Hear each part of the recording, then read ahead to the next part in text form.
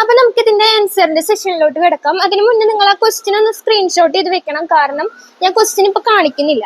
അപ്പൊ ഇതിൽ ഫസ്റ്റത്തെ ട്രാൻസാക്ഷൻ വന്നിട്ട് November 1 ക്യാഷ് ഇൻ ഹാൻഡ് 30,000 ആണ്.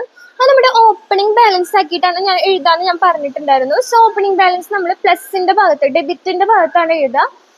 ക്യാഷിന് ഡെബിറ്റ് ബാലൻസ് ആയതുകൊണ്ട് ഓപ്പണിംഗ് ബാലൻസ് നമ്മൾ ഡെബിറ്റ് സൈഡിലാണ് എഴുതിയിട്ടുള്ളത്. അപ്പോൾ ഡെബിറ്റിൽ ബാലൻസ് ബ്രോഡ് ഡൗൺ എന്ന് പറഞ്ഞിട്ട് നമ്മൾ ഈ ഒരു 30,000 നമ്മൾ എമൗണ്ടിൽ കൊടുത്തു.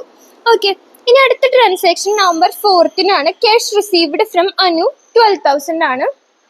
ഞാൻ പറഞ്ഞിട്ടുണ്ടായിരുന്നു ക്യാഷ് റിസീവ്ഡ് എന്ന് പറയുമ്പോൾ ക്യാഷ് അത് ഇൻക്രീസ് ആവാണ് ചെയ്യുന്നത്. സോ നമ്മൾ ഈ പ്ലസിന്റെ സൈഡിൽ വേണം എഴുതാനായിട്ട്. അപ്പൊ November 4 അനുവിൻ്റെന്നാണ് നമുക്ക് ക്യാഷ് കിട്ടിയത്.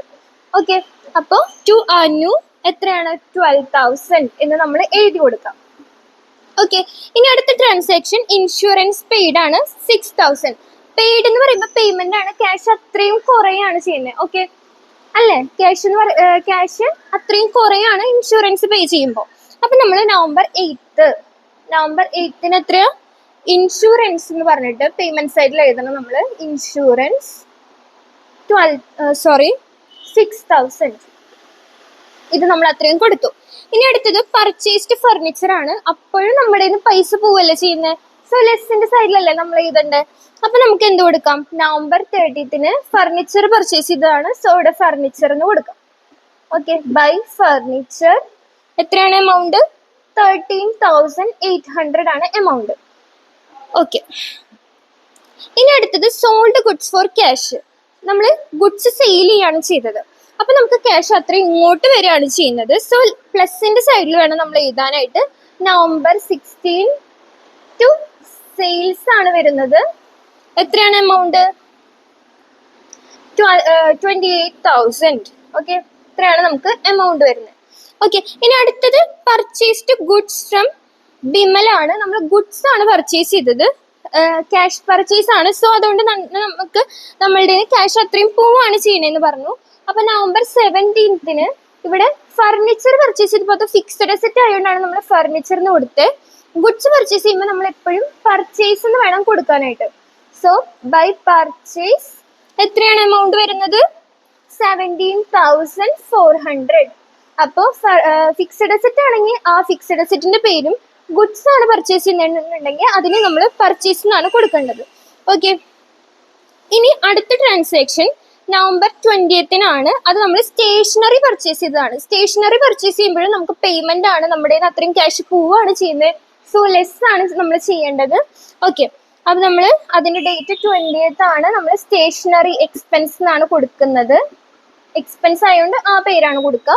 സ്റ്റേഷനറി എത്രയാണ് 1,100. ഓക്കെ, ഇത്രയും നമ്മൾ ചെയ്തു. ഇനി അടുത്ത ട്രാൻസാക്ഷൻ എന്ന് പറയുന്നത് ക്യാഷ് പേ ചെയ്തു എന്നാണ്. November 24 ക്യാഷ് പേ ചെയ്തു എന്നാണ് പറയുന്നത്. ഓക്കെ, ക്യാഷ് പേ ചെയ്യുമ്പോൾ നമ്മുടെ അത്രയും ക്യാഷ് നമുക്ക് ലെസ് ആണ് ആവുന്നത്. സോ November 24 നമുക്ക് ഏതാണോ ആ പാർട്ടിയുടെ പേരാണ് നമ്മൾ കൊടുക്കേണ്ടത്. ഓക്കെ, നമ്മൾ ആ പാർട്ടിയുടെ പേര് കൊടുക്കുക. ഇപ്പൊ ഞാൻ അനിലിന് അങ്ങോട്ട് പറഞ്ഞിട്ടുണ്ടായിരുന്നേ. സോ അനിലിന് കൊടുത്തതിന് ശേഷം നമുക്ക് എത്രയാണോ എമൗണ്ട് 12,500. അപ്പൊ ഇത്രയും നമ്മൾ പേ ചെയ്തു. ഇനി നമുക്ക് അടുത്തത് sold goods to Kamal for cash. നമ്മൾ വീണ്ടും അടുത്തൊരു സെയിൽസ് ആണ് പറയുന്നത്. സെയിൽ ആവുമ്പോൾ നമുക്ക് ക്യാഷ് റെസിപ്റ്റ് ആണ്, ഇങ്ങോട്ട് നമുക്ക് കമ്പനിയിലോട്ട് പൈസ കിട്ടാണ് ചെയ്യുന്നത്. സോ 27 ഇവിടെ വീണ്ടും ഒരു സെയിൽ നടന്നു 18,200. ഓക്കെ, അപ്പൊ നമുക്ക് അത്രയും ക്യാഷ് നമുക്ക് ഇങ്ങോട്ട് കിട്ടി. പിന്നെ അടുത്തത് ഒരു കോൺട്രാ എൻട്രി ആണ്. അത് ഡബിൾ കോളം ക്യാഷ് ബുക്ക് ആകുമ്പോൾ അതിന് 2 എഫക്റ്റ് വരും. ഇവിടെ സിംഗിൾ കോളം ആയതുകൊണ്ട് നമ്മൾക്ക് ഒരു എഫക്റ്റേ വരുന്നുള്ളൂ. ഡെപ്പോസിറ്റഡ് ഇൻ ടു ബാങ്ക്, അതായത് നമ്മുടെ കയ്യിലുള്ള ക്യാഷ് നമ്മൾ ഡെപ്പോസിറ്റ് ചെയ്യാണ് ചെയ്യുന്നത്. അപ്പൊ ക്യാഷ് കുറഞ്ഞു, ബാങ്ക് കൂടി. Bank account debtor to cash, ഇങ്ങനെയാണ് ജേണൽ എൻട്രി വരാം. കാരണം ഈ കോൺട്രാ എൻട്രി വരുമ്പോൾ നിങ്ങൾ ജേണൽ എൻട്രി എഴുതിയിട്ട് മാക്സിമം ചെയ്യാനായിട്ട് നോക്കാം. Bank account debtor to cash, ഇങ്ങനെയാണ് നമുക്ക് ജേണൽ എൻട്രി വരാം. അപ്പൊ ഇത് ക്യാഷ് അക്കൗണ്ട് ആയതുകൊണ്ട് ഇത് നമ്മൾ റിവേഴ്സ് ആണ് എടുക്കുക.